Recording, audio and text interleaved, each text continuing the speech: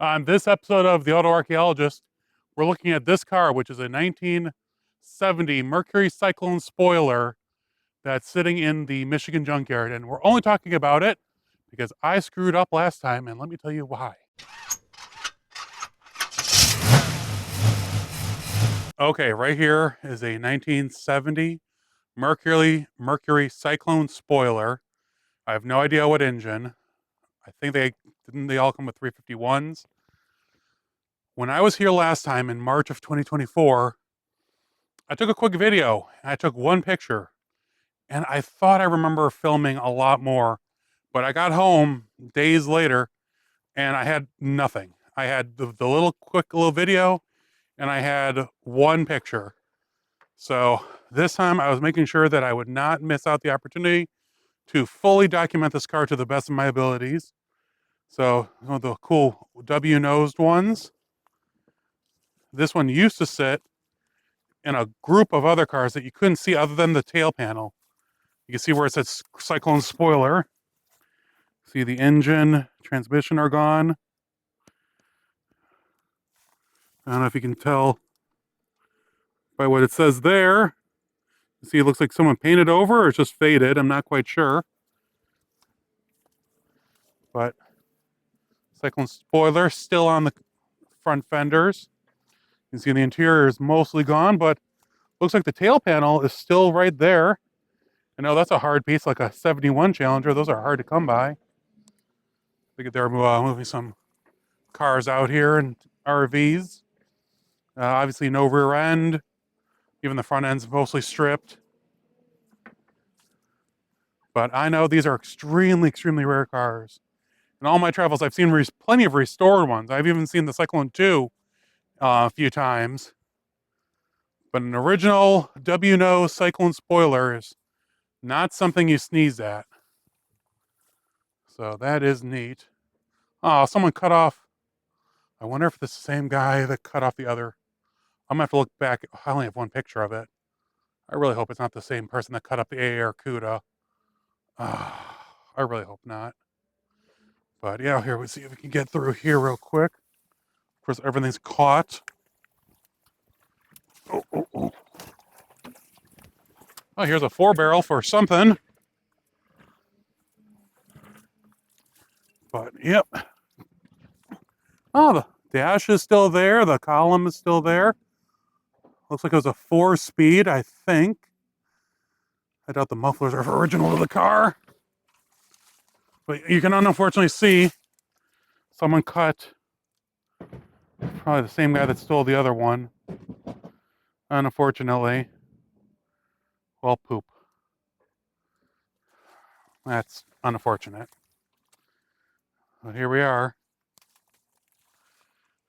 1970 Mercury Cyclone Spoiler. I didn't realize how rare these cars really were. In 1970, there was only 1,631 Cyclone Spoilers built. All of them had the 429 Cobra Jet. Some had the 429 Super Cobra Jet, but there's no way of me finding that out unless somewhere there's a hidden VIN number. The dash obviously was there, but the VIN number was gone. I had checked that in the past. But in all my travels, I very rarely have come across a Cyclone Spoiler. I've barely come across any regular Cyclones. Seeing a real spoiler, especially a 70 sitting in the junkyard, I've seen a few earlier ones in like Old Car City and all that. But to see a real W-nose Cyclone Spoiler just beat all the heck like this one, it's not worth saving, but it would be cool just to use it as lawn art or something. Because when are the next time you're going to see one of these? Hey, automotive adventurers! I hope you enjoyed that video from the junkyard in Michigan. Where what are the odds to find a Cyclone Spoiler in it?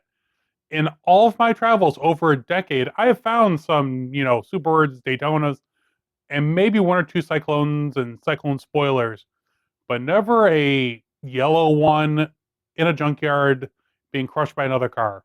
That's definitely a new one. And when I first saw it, as you saw in the previous pictures, you couldn't tell what was there and what was not. All you could see was the trunk lid of the car, and it said Cyclone Spoiler, and that was enough. But there used to be another car next to it, as you'll see in the as you saw in the pictures. But yeah, that one is always a surprise. I mean, it's not a surprise, but it's really interesting to see that sitting in that yard. And my plan is that this spring to go back there and document a lot more cars on an individual basis instead of doing these big overarching stories of like me running down rows telling you what's there and what's not. I see that people really like me focusing on individual cars and decoding fender tags and that kind of stuff. So expect more of that in the future. And unfortunately, I haven't been on an adventure in about a month now because it's been just McCacken, then Thanksgiving, then my birthday, then we had snow, and now Christmas is next week. And Hanukkah is right now. So happy Hanukkah, Merry Christmas to everyone, happy holidays. And the next one will be right before New Year's. I'm trying to put together a little adventure right around New Year's if the weather looks favorable, which it does. It looks to be in the 50s. So I might be going Southwest Michigan maybe, like over New Year's and do some shenanigans. I got to refix the suspension on the blue car again because those cheap Chinese sway bar links are falling apart again. I have the originals, which were actually in good shape. I discovered that it was the sway bar bushings on the, I'll call it a K member, but the for suspension support that were bad. The sway bar end links were still good. Actually, they were upgraded Moog, the old problem solvers. They were heavy duty SRT style. I have to put them back on the car as soon as it gets warm. I don't know if you can tell. It's about 21 here today. So trying to stay warm. I came out here to get a few odds and ends. I'm doing my year-end cleanup and clear out. My drone has been sitting in the trunk of my car for over a month since Georgia, and I have not updated it. I had half the stuff in my camera bag, so I went through it all and made sure it's all correct. I dug out my new floor mats for the blue car because my carpeting fell apart and the floor mats no longer stayed where they were supposed to. So I got like plastic floor liners. So that should be fun this coming year. The big thing that I'm going to be spending money on, other than the green car, is I'm going to be hopefully after New Year's. I'm taking my car to my friend's body shop, and we're going to see about fixing the rust in the quarter panels. It's pretty darn bad on both sides, but that's really the only like body issues the car has. And it was actually funny. Another like my era Challenger was driving down the road, and we honked at each other as we drove by, and I saw that he had the same rust. It's always behind the doors, in front of the wheels, at the lower part because of the foam they used. Okay, this is a little bit of a rambling. I'm trying to think what else is going on. Not a lot expected for Christmas. Get to see some family. I went out with my friend Sarah, and we did some holiday stuff this week. Went to a new chicken place. Mini bird chicken, pretty good. I highly recommend it.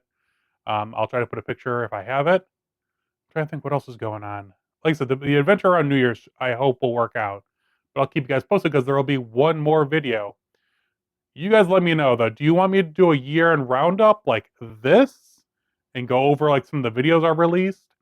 Or do you want me to go over like best cars of 2025? Let me know. I'm always interested in your opinion. So that's basically it before Christmas and Hanukkah 2025. I'm gonna go inside where it's warm. Trying to think what other parts. I got some parts for the green car sitting over here. The new shifter, the new glove box support, and over here. Where is it? Right there. I'm pretty sure. Yeah, it's right there. I know for you guys off screen doesn't matter. I have a Bluetooth receiver and like it's what drives the speakers, but there's nothing else. So it'll be like radio delete. It'll be really neat. Let me know what you think. What else would you like to see on the green car? What would you like to see on the blue car? Apparently, there's some people who want to see minivan stuff. I also have a Caprice in storage and some other stuff. But I will talk to you all soon. Happy and healthy holidays and stay safe.